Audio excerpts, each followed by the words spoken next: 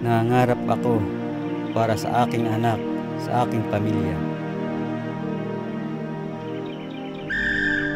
Buong puso akong naikiisa sa pananatili ng kaayusan. Kaisa ako ng lahat sa pagbalangkas ng mga alituntunin sa ikaulad ng ating pinakamamahal na lalawigan.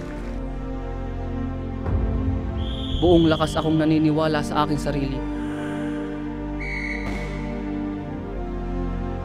na kaya kong magtagumpay.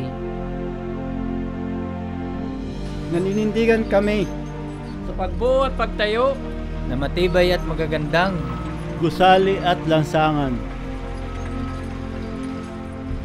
Nabubuhay ako para tuparin ang pangarap ng lahat.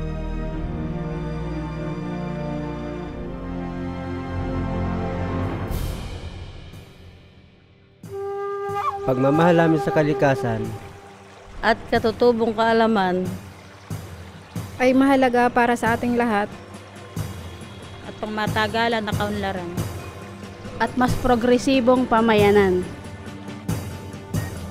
Buong puso akong nabubuhay para sa kalusugan ng lahat ng mamamayan.